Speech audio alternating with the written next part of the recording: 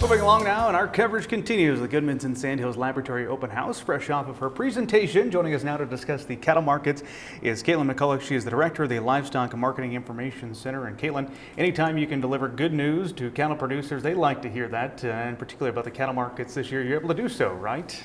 They generally do seem to be a little happier when you're talking about prices rising. So it's always a good to talk to producers and see how they're feeling, but they generally seem a little happier when you're delivering that kind of message. Well, you talked kind of about a long-term outlook of where you see this market going. That's always challenging to do, but what are the factors, I guess, that you're watching that might indicate a direction of the cattle markets? So the fundamentals that we're looking at primarily, and maybe the biggest driver, is going to be the cattle cycle. So that's the change in herd inventory, specifically related to beef cows. And we've been on a downward trajectory for the last several years, and that's expected to continue. So we lost quite a few animals nationwide over the last several years due to drought, the western U.S. and then the southern plains, and this year still some problem areas in the southern plains and northern plains and corn belts. So we're not necessarily out of the woods yet from a drought perspective, but generally speaking, a lot of the areas that we're having trouble have been able to rebound in terms of pasture conditions and are no longer culling cows because of drought in that perspective. And so what we're looking at right now is probably a slowdown in how fast that cow herd is declining. We have about a 1.5% to 2% decline expected on January 1, 2024, which is when your next USDA NASS report will tell us the numbers for the U.S. beef herd. When might we see a flip in that and see an increase in the cattle herd? Any thoughts on that projection? You know, I think it's going to be a while. So we have a lot of heifers on feed. About 40% of the animals on feed are heifers, which is an enormous percentage. If you think back to 10 years ago, 2014-15, that number was closer to 36%.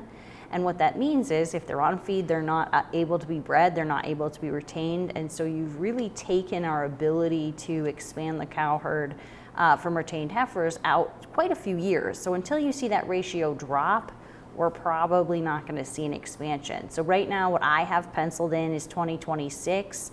Could it happen a little bit sooner? Absolutely, but it just doesn't seem like we're going to be able to turn it very fast for a couple of reasons this time. And one of the bigger reasons is probably that the hay supplies are still a little tight, pasture and range are still recovering, but also the profitability piece of this isn't quite as good as what it was 10 years ago. Interest rates are higher, and so there's a few variables here that are different maybe than the last cattle cycle.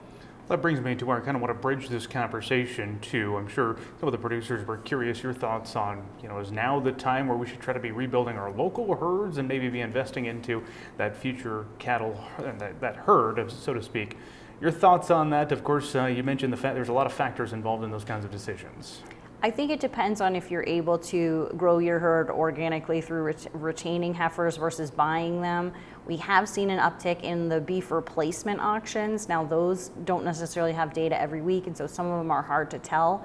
They're up about 20 to 50% from last year's cost. So if you are buying them on the auction market, it's going to only get more expensive, and so that might be a consideration. Interest rates are quite a bit higher. Those may or may not continue to grow. And so from a timing perspective, it might get more expensive from here, but it still might not be the right time depending on your operation. And that's going to be something that really is going to come down to a very localized type of market beyond what maybe I look at, which is some bigger trends longer term. Had a chance, of course, to listen to part of your presentation and some of the questions producers asked from you. One of them I want to ask to you here on Market Journal had to do with who in the cattle sector is going to be the winner of the next few years. A producer asked that question, this time around, is it the packer, the feed yard, or the cow-calf person? Your answer to that question was? So everybody's a winner sometimes, but very rarely is everyone a winner at the same time. And so when you're thinking about who do I want to be today versus in a year, that might be a different question. So right now, the cow-calf producer is ramping up their profitability. So the next 2 years are expected to be better than 2023. And so if I could pick, maybe that would be my answer. I think the cattle feeder is going to get squeezed a little bit between high feeder cattle costs, so that input side for them.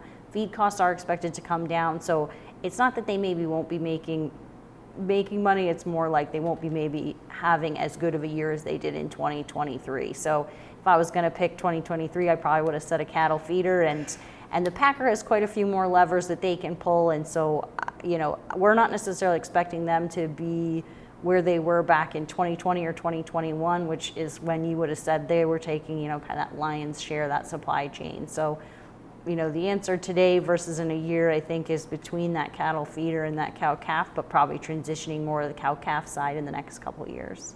When you have higher prices of beef here in the U.S., that leads to perhaps more imports. That's something we've seen, historically happen. You brought that up, and you noted you weren't particularly concerned about the pace of U.S. imports of beef. Why is that? So a lot of times it's a help. So when we think about the U.S. consumer getting squeezed financially, ground beef usually moves really well in those types of environments. And as you're slaughtering less and less cows, you don't have as much 90% lean. And so a lot of what we're going to be importing is the shortfall of 90% lean, which is going to enable us to grind it with 50% ground beef, which is going to come from that fed cattle market. And so we really kind of need it in some ways to make that whole marketplace function. And, in the absence of it, you just see 90% lean go to more higher and higher prices and maybe price out some of those consumers on the ground beef side of things. And so it's not abnormal that we see large imports.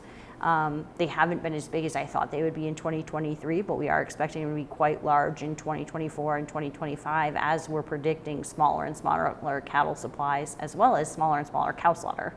Well, it's an interesting cycle. We'll keep a close eye on it here on Market Journal. Katelyn, really appreciate you joining us here as we take a look at the cattle markets. Thank you for having me.